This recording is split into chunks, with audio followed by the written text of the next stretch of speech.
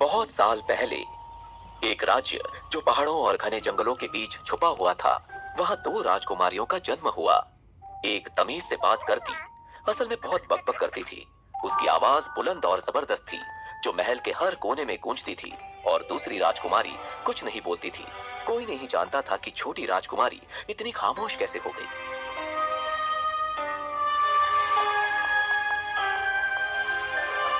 ये राजकुमारी कुछ करके दिखाएगी। हाँ, सही कहा। उसकी आवाज में जबरदस्त दम है। अरे है ना, इतनी गंभीर क्यों हो? तुम्हें कोई नहीं देख रहा, सिर्फ वो नौकर, लेकिन वो हर किसी को देखता है।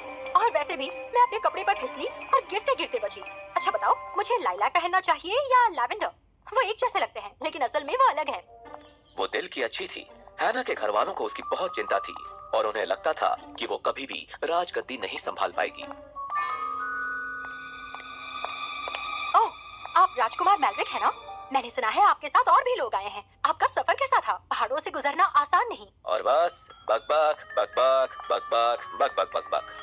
हैना के बारे में कुछ खास था जो कोई नहीं जानता था। हैना बोल नहीं सकती थी, लेकिन जो उसे सुनाई देता वो किसी को नहीं सुनाई देता था। हम इस तने के बढ़ने के लिए काफी हैं। प्रकृति।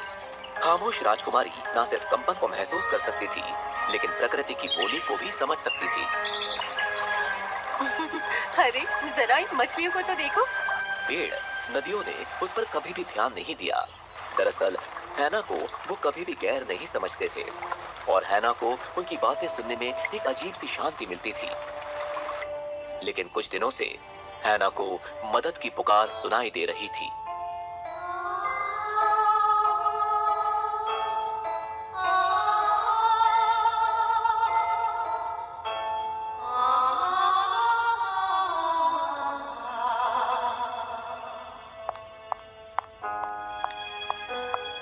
जंगल में आवाजें?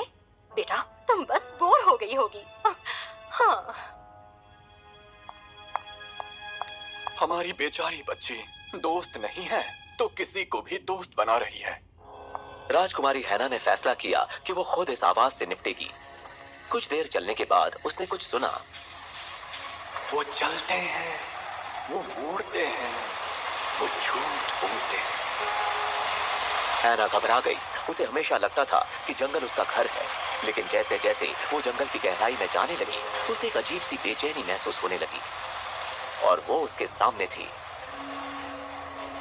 Root keeper. क्या ये सच है? हैना ने मन ही मन सोचा। लेकिन रूट कीपर तो बस एक कहानी है। मैंने इसके बारे में रॉयल लाइब्रेरी में पढ़ा था। राज्य की रक्षा, बीते कल और युगों की साक्षी। वाह! हैना ने उस बड़े से पेड़ के छाल को छुआ और हैरान रह गई। वो चमक उठा। अभिमान, लालच और डर, इन सब की लपटें महल के अंदर ही कहीं छिपी हुई हैं। जैसे ही हैना ने अपना हाथ हटाया, उसकी हथेली पर एक लालटेन आया जिसमें रोशनी चमक रही थी। आग की लपटों को शांत करना ही होगा। लपटें? हैना ने सोचा, क्या ये जादू है? और हाँ, ये जादू ही था। वहां महल में हैना ने उन्हें चेतावनी देने की पूरी कोशिश की, लेकिन उन्हें लालटेन नहीं दिखी। क्या वो सिर्फ मुझे दिख रही है? क्या ये उस सूप की वजह से तो नहीं? मैंने कहा था मशरूम नहीं। तुमने सही कहा, ये तो अनर्थ हो गया। हाँ, हर वक्त बक बक। हर कोई चाहता है कि कोई तो उनकी आवाज सुने। मैं एक स्कूल खोलूंगी इन जैसे लोगों के लिए। ओह मेरी बच्ची। उन्होंने उसकी बात नहीं सुनी, कभी नहीं सुनते थे। हार मानकर हैना पेड़ के पास गई, दिल में असमंजस लिए। ऐसा लगता था जैसे पेड़ ने उसे समझा। पेड़ हिला और 3 पत्ते गिराए। जैसे ही हैना ने उठाने के लिए उन्हें छुआ, उन पत्तों का रंग बदल गया, लाल, नीला और पीला। छिपी हुई लपटों को बाहर आना ही होगा। पापियों को सजा जरूर मिलनी चाहिए। पापी की एक झलक से ही पत्ता जल जाएगा। अभिमान, लालच और डर, छिपी हुई लपटें महल के अंदर। हैना ने पत्तों को उठाया, हल्के से लेकिन हिम्मत के साथ। अगले दिन पहले पाप, अभिमान की तलाश में हैना धोखे के केंद्र में पहुंची, शाही परिषद कक्ष। उसने लोगों को बड़ी बड़ी बातें करते हुए सुना, लेकिन उसकी हथेली पर वो लालटेन नहीं टिमटिमाई। फिर उसने सर लैंसलॉट को सुना। हम ट्रांसवर्स पर हमला करेंगे। और साबित करेंगे कि कोई हमसे टक्कर नहीं ले सकता। सर लैंसलॉट, वो शांति का प्रस्ताव लेकर आए हैं। हम हमला कैसे करें? हैना की हथेली में दर्द हुआ लालटेन की वजह से। उसने 3 पत्ते निकाले और लाल वाला पत्ता सर लैंसलॉट की तरफ बढ़ने लगा। वो चमक उठा और उनकी झलक दिखाई दी। और फिर अचानक कुछ अजीब सा हुआ। सर लैंसलॉट सच बोलने लगे। शांति कमजोरों की निशानी है। मेरी प्रमुखता दिखाने का यही एक मौका है। तुम्हें लगता है शांति के लिए मैं ये मौका जाने दूंगा? तुम्हारी प्रमुखता? क्या यही वजह है कि तुमने हमसे इतनी लड़ाइयाँ लड़वाई? हमारा इतना नुकसान हुआ तुम्हारी प्रमुखता की वजह से। तुम्हारे घमंड की वजह से हम और नुकसान नहीं झेल सकते।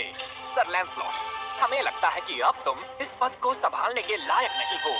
हमारा फैसला है कि तुम इस्तीफा दो। क्या? नहीं, मेरा मतलब, मुझे नहीं पता कि मैंने क्यों कहा। लेकिन हैना जानती थी। जब लालटेन की लपटें शांत हुई और लाल पत्ता जल गया, वो मुस्कुराई। अब इस महल में घमंड के लिए कोई जगह नहीं है। मेरी प्रजा भूख से मर रही है और मेरे ही महल में एक ऐसा इंसान था जो बेवजह लड़ाइयां करवा रहा था। भूख? ये शब्द सुनते ही हैना की हथेली जलने लगी। क्या एक और पाप आस पास है? एक मिनट, ये खुशबू कहां से आ रही है? हैना ने इसका पता लगाया। हैना एक पुराने रंगशाला के पास पहुंची। वो बिल्डिंग लगभग टूटने के कगार पर थी। उसने सोचा कि वो खुशबू यहाँ से कैसे आ सकती है।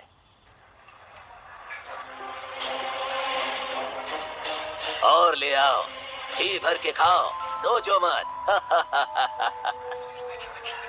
वैसे शाही रसोइयों को भी शाही खाना खाने का पूरा हक है। ये देखकर हैना चौंक गई। क्या ये एक भोज था? शाही रसोइये आम लोगों के लिए रखे राशन में से चुराकर अमीर लोगों को खिला रहे थे। उसकी हथेली में हरा पत्ता चमक उठा। उसने पत्ते को पकड़ा और फिर ये हुआ। अरे, ये घंटा किसने बजाया? ये रंगशाला तो सालों से बंद है। अचानक दीवारें गिर गई और रंगशाला अमीरों को साथ लिए सड़कों पर ढह गई। क्या?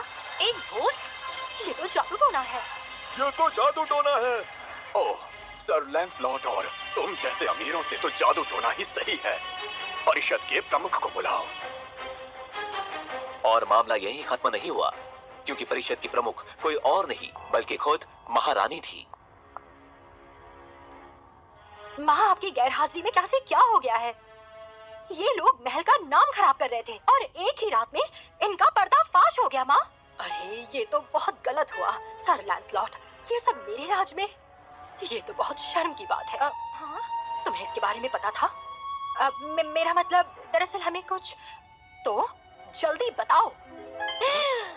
और फिर क्या? वो आखिरी पाप, डर कहीं और नहीं छुपा था। वो शाही परिषद कक्ष में था, जहां सच्चाई का गला घोंटा जा रहा था। रानी साहिबा, आपको आलोचना बिल्कुल पसंद नहीं, इसलिए सर लैंसलॉट आपकी जी हजूरी करके आपके पसंदीदा हो गए। आपके खिलाफ आवाज उठाने वाला सलाहकार अपनी नौकरी से हाथ धो बैठा। ये तुमने क्या किया? मुझे नहीं पता मैंने ऐसा क्यों कहा। रानी साहिबा, मेरा वो मतलब, तुमने जो किया सही किया, समझी? मेरी जान, इन्होंने बिल्कुल सही कहा। मेरे अपने घमंड की वजह से मैं इनकी बात नहीं मान रही थी। आखिर में हैना समझी। भले ही महारानी का गुस्सा भयंकर था, लेकिन अपनी नौकरी खोने के डर से अपना काम ठीक से नहीं करके परिषद उससे भी बड़ी गलती कर रहे थे। क्योंकि जो भी अपना कर्तव्य करने से डरता है, वो पाप करने वाले से भी बड़ा पापी है। और जैसे जैसे सभी का पर्दाफाश हुआ, एक एक करके पाप भी खत्म हुए। अभिमान, लालच और डर, ये तीनों पाप न सिर्फ दीमक की तरह महल को अंदर से खा रहे थे, बल्कि राज्य की तरक्की में भी बाधा डाल रहे थे। और जैसे ही वो सब रूट कीपर के आसपास इकट्ठे हुए, किसी को पता नहीं था क्या होगा। लेकिन फिर सच बोलो, जड़ की रक्षा करो। जो शांत है उसे भी सुनना चाहिए। क्या? मैंने हवा को बोलते सुना? खामोश राजकुमारी अब हमारे जरिए बोलेगी, क्योंकि खामोशी में भी उसने खुद को साबित किया है। पहली बार टेरेसा ने कुछ नहीं कहा, और उस खामोशी में आखिरकार उसने अपनी बहन की आवाज सुनी। और इसी तरह ये हुआ। महल को अपना असली नेता उस राजकुमारी में मिला जो बोल नहीं सकती थी। राजकुमारी टेरेसा, राजा और रानी ने खुशी खुशी अपने नए आत्मिक नेता के आगे सिर झुकाया। लेकिन राजकुमारी हैना ने सिंहासन नहीं संभाला। उसने राजकुमारी टेरेसा को ताज सौंपा और उसका मार्गदर्शन किया। तुम्हारी आवाज दिल में लिए मैं आगे बढ़ूंगी। सिर्फ खामोशी ने राज्य को नहीं बचाया, और ना ही जिसने शासन किया। बचाया तो उन दोनों की